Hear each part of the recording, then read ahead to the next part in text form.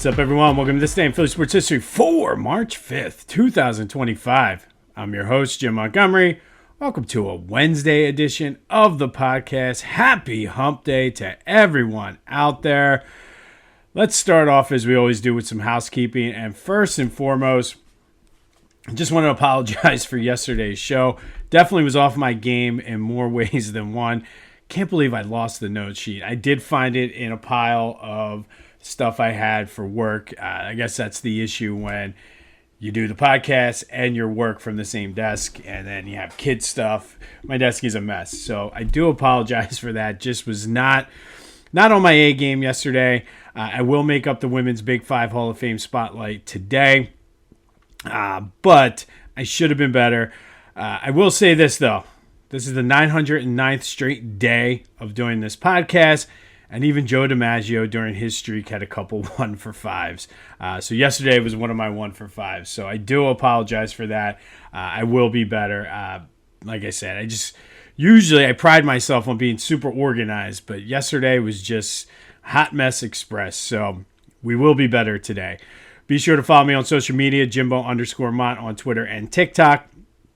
On Instagram, at Philly Jimbo. Subscribe to the YouTube channel, Jimbo_Mont. Continue to spread the word as we continue to grow this thing. I was working on some ideas late last night for moving forward with a couple different segment ideas and things like that. So stay tuned for that as I work out some of the details. Go check out our friends over at the onpattison.com site. Lots of great Philly sports coverage. You can get an email newsletter delivered right to your inbox. They feature us in there a couple times a week, so good coverage over there, specifically for the Phillies as we are in the heart of spring training.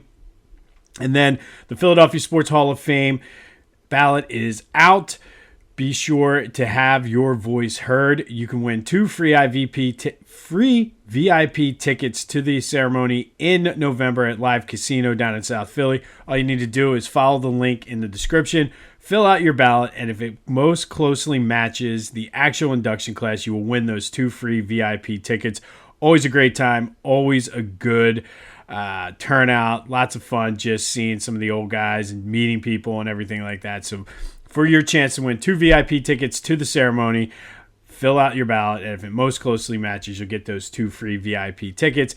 And honestly, with the ceremony, it's really cool. It's not as though the players are and the inductees are separate from everybody else. It's just everybody mingles. You can talk. I've had conversations, as I told you, with Jeremiah Trotter, Ron Jaworski, Jay Wright. So it's pretty cool. You're right there with everyone else. So that's your way to get 2 free VIP tickets to the ceremony. And just a reminder, Friday, I will be flying out to Clearwater. We'll have episodes, just not sure how they're going to look like. I'm going to play around with some microphone options. We're trying to pack as light as possible. So probably won't have my big microphone.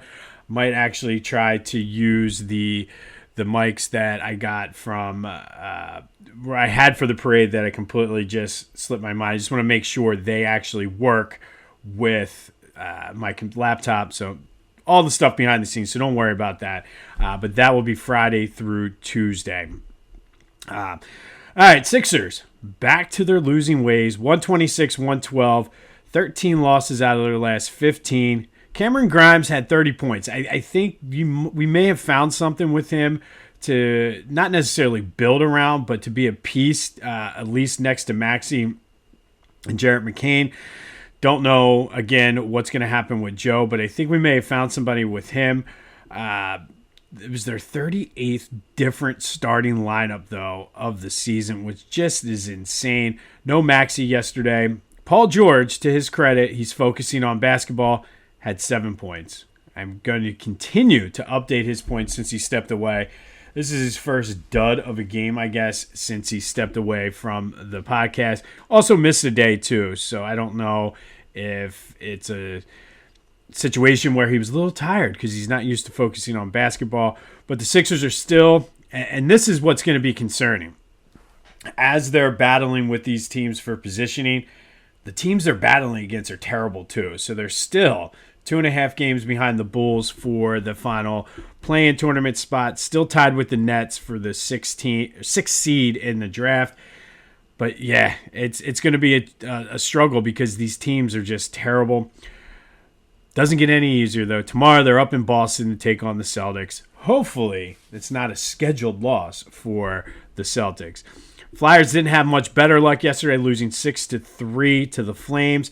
Samuel Harrison was not good, gave up 3 first-period goals, was pulled in favor of Ivan Fedotov, and they were down 4-2 after the first period. Just couldn't come back. Matvei Mishkov did have an assist to add to his rookie point total.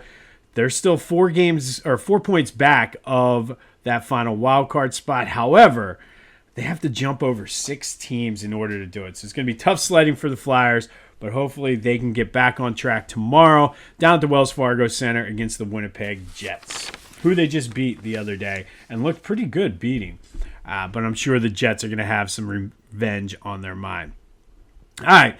We're going to do our first of 2 Big 5 Women's Hall of Fame spotlights today. This is the one that should have been from yesterday, and it wasn't a St. Joe's person, so you can miss me with that I did it on purpose. But today we're going to spotlight Kirsten Brendel from Penn, who played there from 1987 to 1991 and was truly the first great Penn women's basketball player. She's the first woman in Penn basketball history to be named to the All-Ivy League team as well as the All-Big 5 team. In fact, she made the All-Ivy League team twice. She graduated as their all-time leading scorer and rebounder. She was honored for the Ivy League Silver Anniversary Honor Roll, which was the top 25 players in women's Ivy League history for the first 20 years of Ivy League basketball.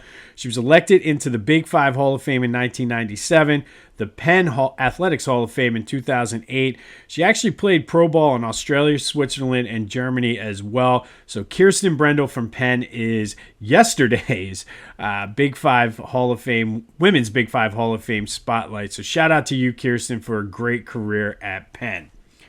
All right, Phillies. Ranger Suarez looked good. So every starter now has had a start where they look good.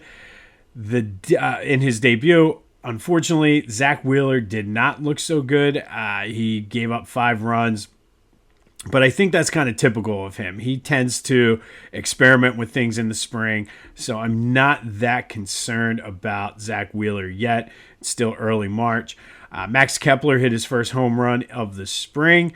Not sure if he's going to be able to win that everyday left fielder spot. I think that's what they're hoping. We'll see. And then the other news, Aiden Miller and Justin Crawford were sent to the minor league camp. They did play well with the big club, though. Good experience for them hitting big league pitching, or at least AAA pitching.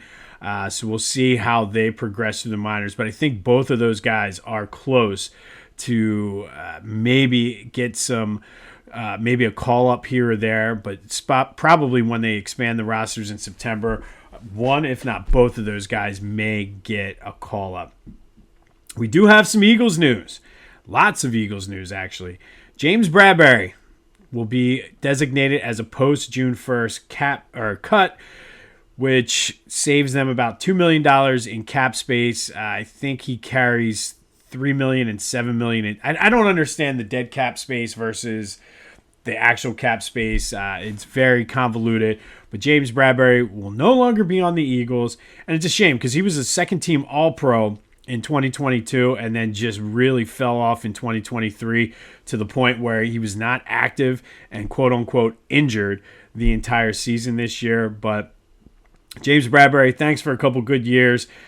Thanks, I guess, for a bad year in 2023. It helped Howie realized that there was a need for this team and brought in Q and Cooper DeJean. But James Bradberry will no longer be on the Philadelphia Eagles.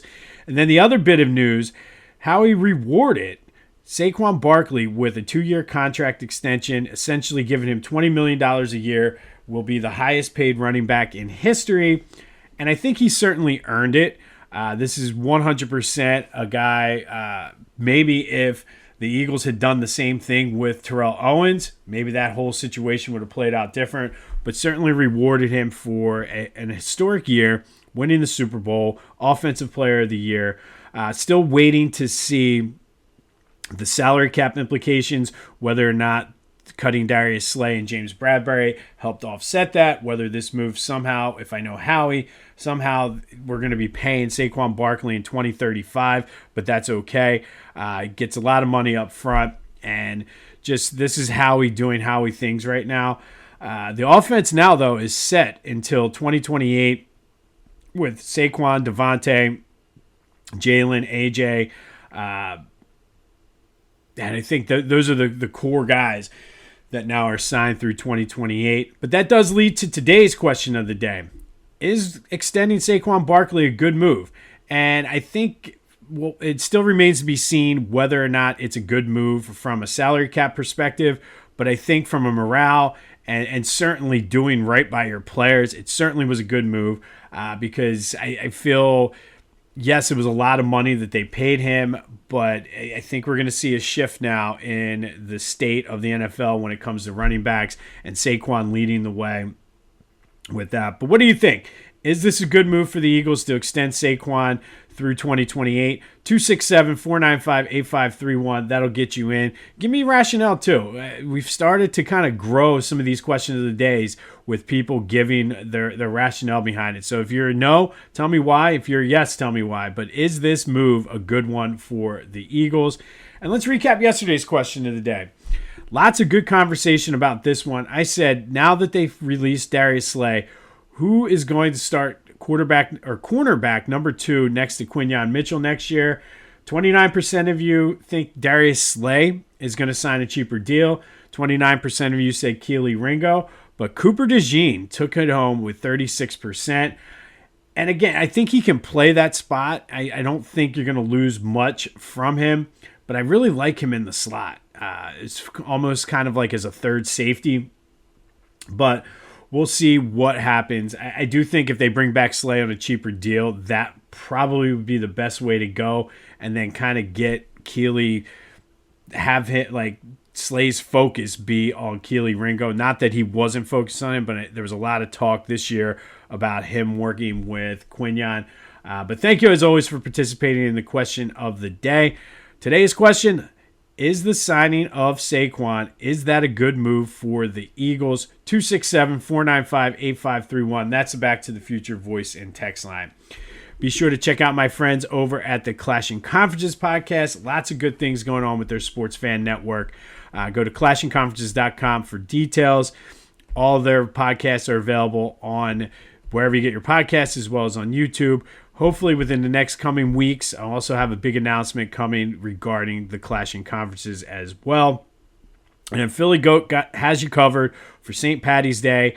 I feel like the slides are the big thing this year with them, though. They have St. Patty's Day slides. They have Fanatic slides, the Eagles Championship slides, which I just received the notification yesterday. If they come, I'll show them to you.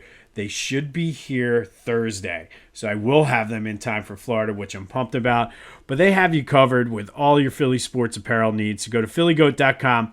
Be sure to use that promo code Jim Montgomery to take 10% off your order. That's phillygoat.com. Promo code Jim Montgomery to take 10% off your order and get your St. Patty's Day gear now so you can go out and wear one of the great Philly Goat St. Patty's Day shirts.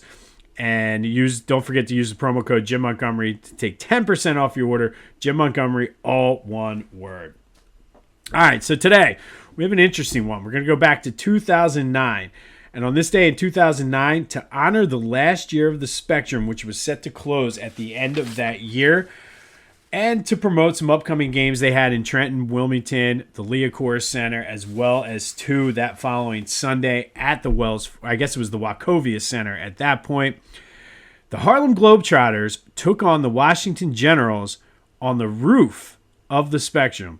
Yes, you heard that correct. The roof, the same one that blew off a couple months after it opened in 1967.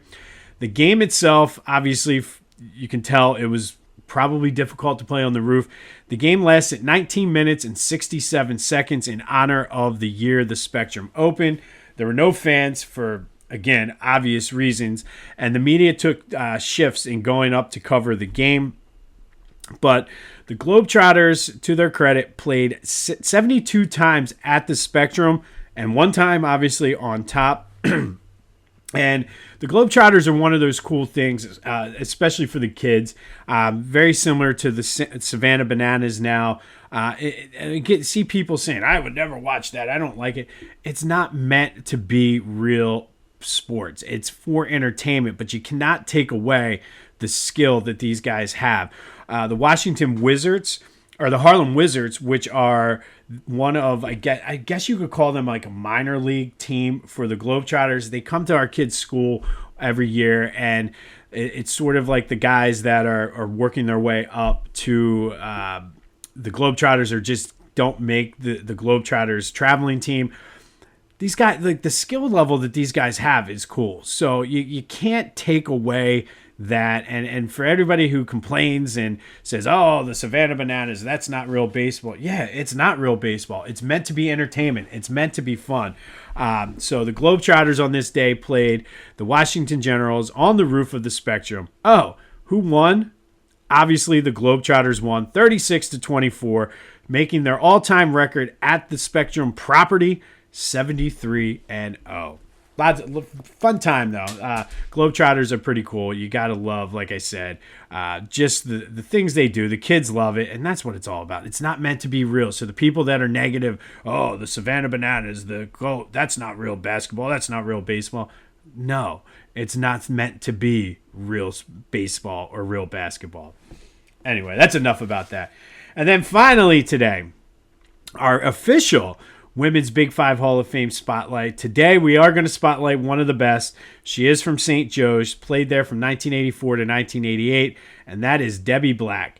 She's a Philly native, Archbishop Wood graduate, went to St. Joe's. She was a three-time All-A-10 selection. She was the Big Five MVP in 1988.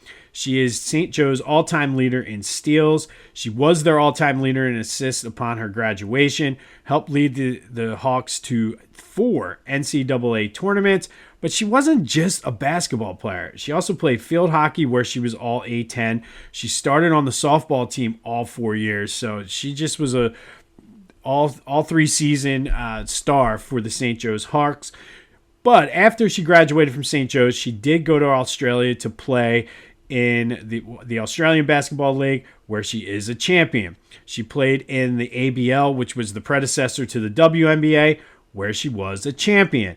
And then once the WNBA was formed, she did play in the WNBA, winning Defensive Player of the Year in 2001. And of course, she won a championship. So Debbie Black is just a champion. Wherever she went in the pros, she was a champion. When she got done with her playing career, she did do some assistant coaching, various spots across the country. She was inducted into the Big Five Hall of Fame in 1995, the Philadelphia Sports Hall of Fame. She's in the St. Joe's Hall of Fame. She's a Big Five, St. Joe's, and Philly Hoops legend.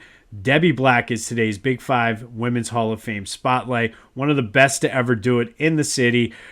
Took it to the pros, won multiple championships in multiple leagues, and then also was a hell of a field hockey and a hell of a softball player to boot. So you can't beat that. But Debbie Black is today's Women's Big Five Hall of Fame spotlight. On this day in 2009, the Harlem Globetrotters played the Washington Generals on the roof of the Spectrum in a game that lasted only 19 minutes, 67 seconds in honor of the opening year of the Spectrum. Be sure to let me know your thoughts on the Saquon Barkley extension. Is it good for the Eagles? 267-495-8531. That'll get you in. We also had another Big Five Women's Hall of Fame spotlight today. Kirsten Brendel, one of the best to ever do it from Penn. Big Five Hall of Famer, all Ivy League, all Big Five. Another pro basketball player as well down in Australia and over in Europe. So Kirsten, I apologize for not getting to you yesterday. Hopefully this show was better than yesterday's. Listen, I would say today is probably like a 3 for 5 or a 4 for 5 day. But even Joe D had 1 for 5 days, 1 for 4 days mixed in there. But thank you as always for listening. This has been This Day in Philly Sports History for March 5th, 2025. My name is Jim Montgomery. Go have yourselves a Wednesday. And until next time, I'll see you when I see you.